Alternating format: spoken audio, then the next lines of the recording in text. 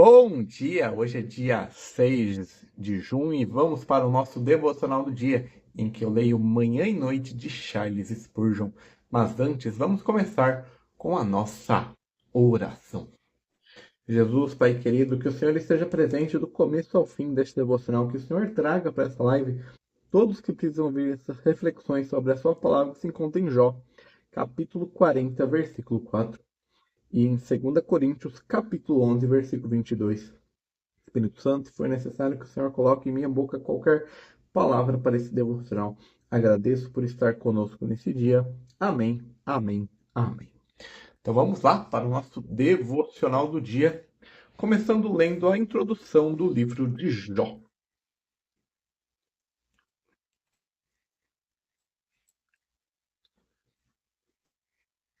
Circunstância da escrita. O autor de Jó é desconhecido, mas ele foi um homem instruído com conhecimento sobre astronomia e a terra.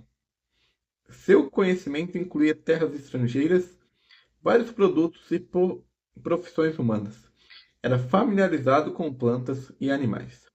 Era um homem sábio e conhecedor da sabedoria tradicional, mas era acima de tudo um homem de sensibilidade espiritual.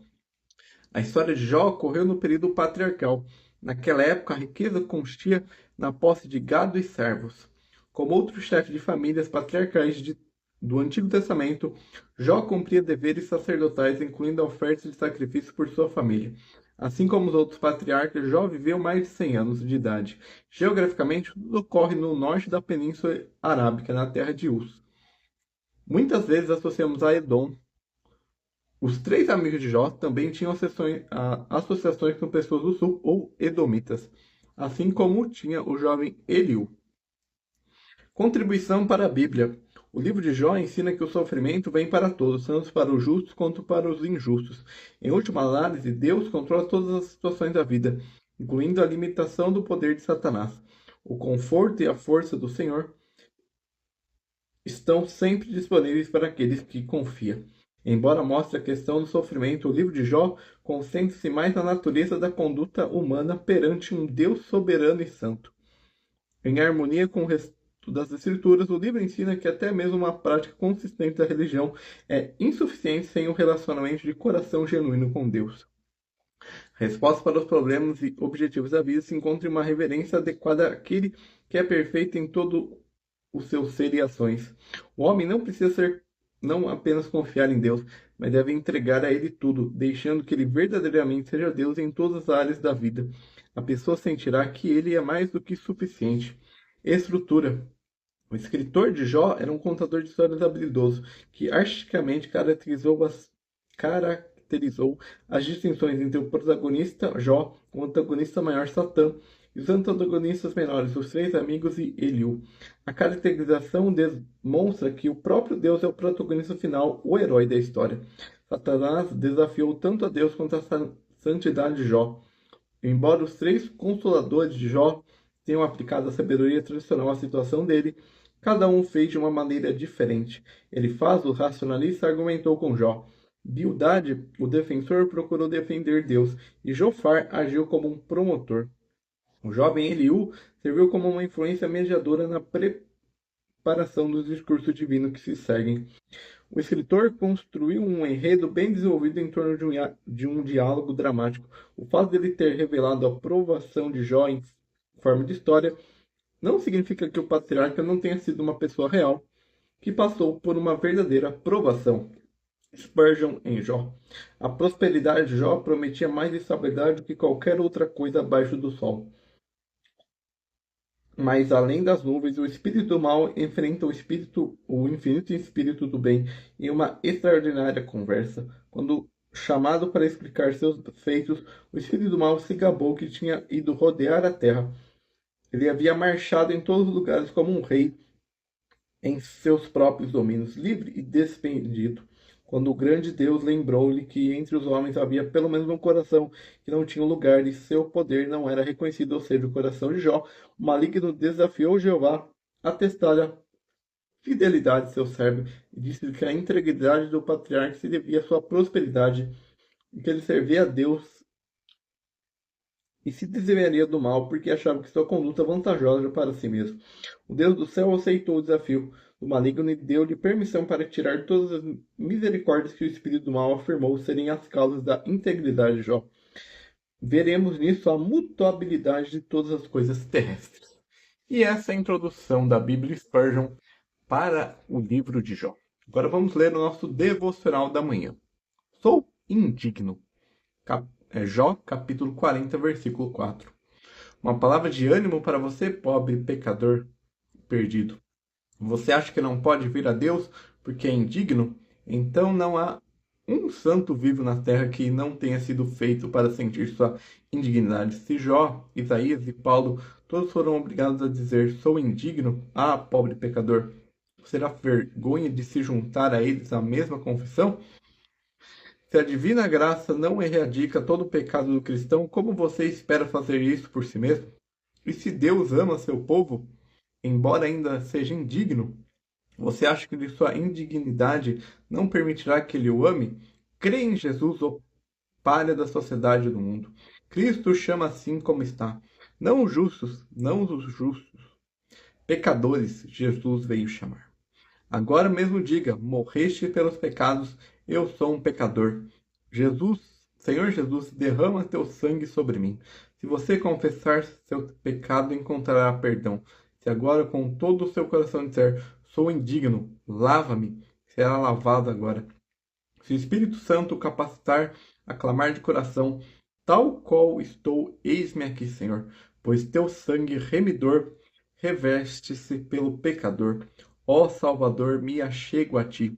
Você se levantará da leitura dessa manhã com todos os seus pecados perdoados, ainda que tenha acordado com cada pecado que o homem pode cometer sobre sua cabeça, descansará esta noite, aceito no amado. Embora você tenha sido degradado com os farrapos do pecado, será adornado com um manto de justiça e parecerá tão alvo como os anjos. Então agora, enfatizo, agora é a hora da aceitação. Se você crê naquele que justifica o ímpio, está salvo. Ah, que o Espírito Santo lhe dê fé salvadora naquele que recebemos o indigno. E esse é o nosso devocional da manhã. A importância de nós confessarmos os nossos pecados e não deixar os nossos pecados impedir que nós nos aproximemos de Jesus. Então, como eu disse no sermão Toque de Jesus, não é a nossa peca, a nossa natureza pecaminosa não contamina Jesus, é Ele que nos descontamina do pecado. E agora vamos ler a introdução da segunda carta do apóstolo Paulo aos Coríntios.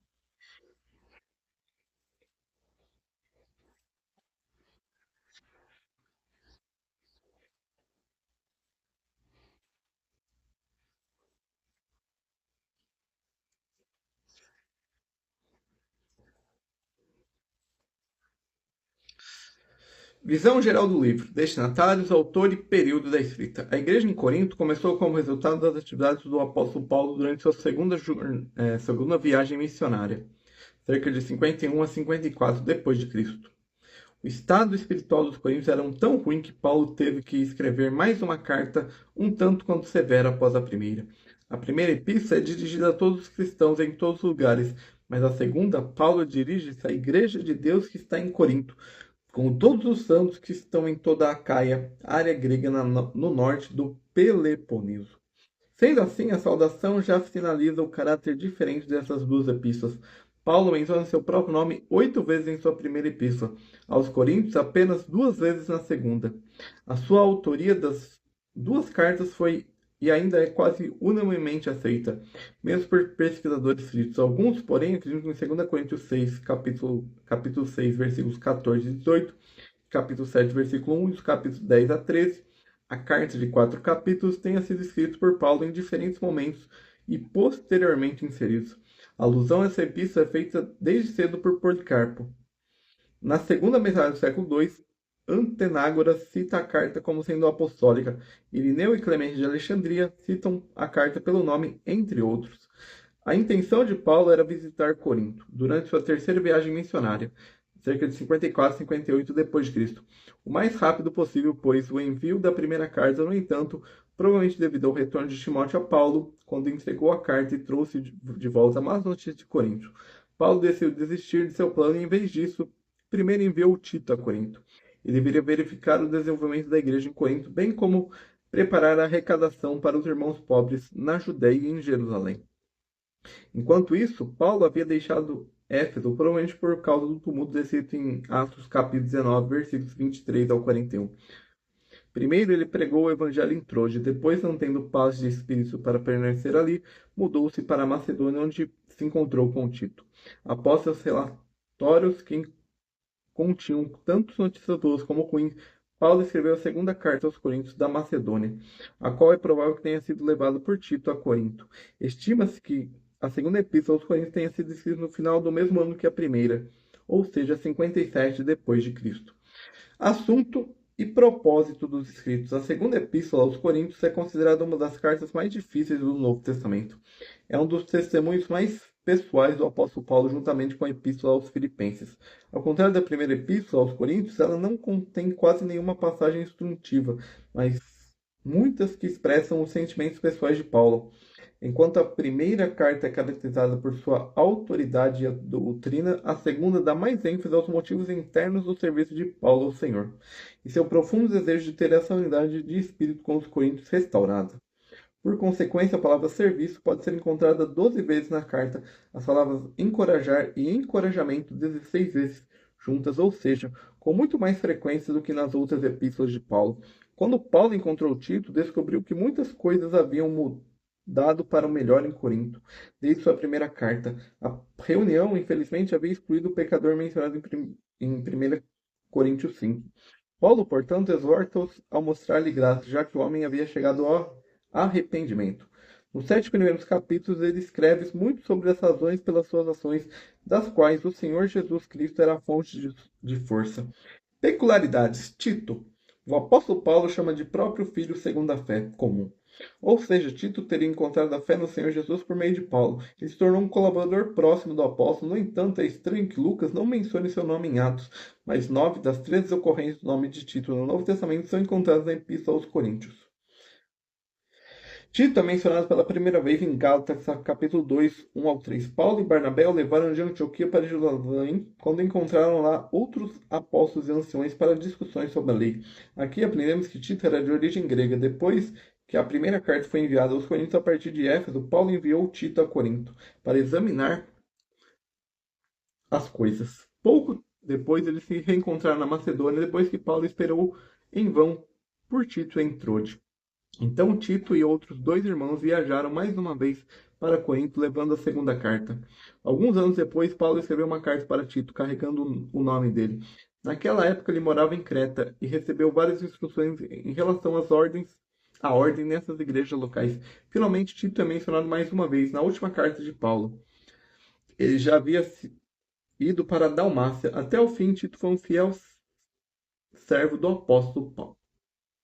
Visão geral do conteúdo de análise sobre o capítulo 11. 2 Coríntios 10, do capítulo 10 ao 13, Paulo defende seu apostolado. Capítulo 11, loucura e glória.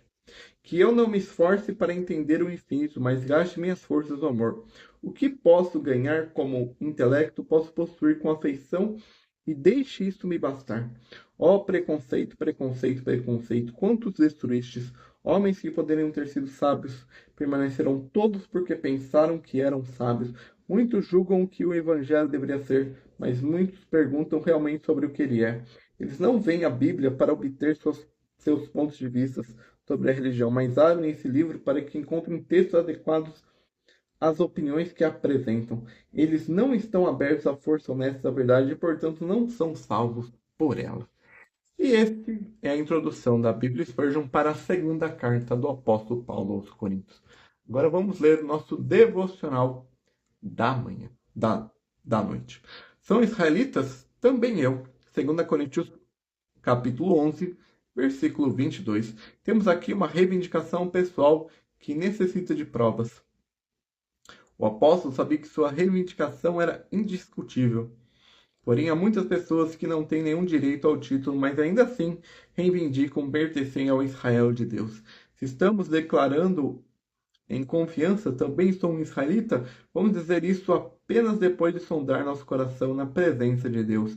Mas se pudéssemos dar provas de que estamos seguindo a Jesus, se pudéssemos dizer de coração, creio nele totalmente, creio apenas nele, creio simplesmente nele, creio nele agora e creio nele sempre. Então a posição mantida pelos santos de Deus pertence a nós. Todas as suas alegrias são nossas. Podemos ser os últimos em Israel, o menor de todos os santos, e com as misericórdias de Deus pertence aos santos por serem santos e não por serem preeminentes ou bem-instruídos. Podemos expor nosso argumento e dizer: são israelitas? Também sou. Então a promessa é minha, a graça é minha, a glória será minha. A reivindicação justamente feita é aquela que terá conforto incalculável quando o povo de Deus está regozijando-se dele, que a alegria pudessem dizer: também sou. Quando falamos sobre serem perdoados, justificados e aceitos no amado, que felicidade responder: pela graça de Deus também sou. Mas essa reivindicação não tem apenas alegrias e privilégios, tem também condições e deveres. Precisamos compartilhar com o povo de Deus, tanto no dia nublado quanto no dia ensolarado. Quando ouvirmos alguém falando com zombaria e desprezo por sermos cristãos, precisamos nos apresentar corajosamente e dizer: também sou. Quando virmos trabalhando para Cristo, dando seu tempo e seus talentos, todo o seu coração a Jesus, devemos dizer: também faço isso. Que possamos provar nossa gratidão por meio da nossa devoção e viver como aquele que, tendo reivindicação a um privilégio, estejam dispostos a assumir a responsabilidade ligada a ele. Então, trazendo outro sermão que eu trouxe, acho que um dos primeiros, Cristo morreu por nós no privado, em público. Então nós não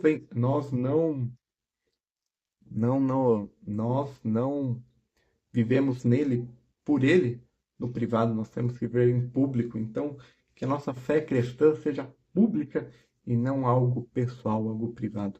Então, então é isso, esse é o devocional dia 6 de junho. Amanhã nós voltamos com o devocional do dia, mas no período da noite, entre 8 e 9 horas, porque eu estarei servindo no culto da manhã. Então tenha um bom resto de sábado, um bom final de semana e até o próximo. Que Deus te abençoe. Amém, amém, amém.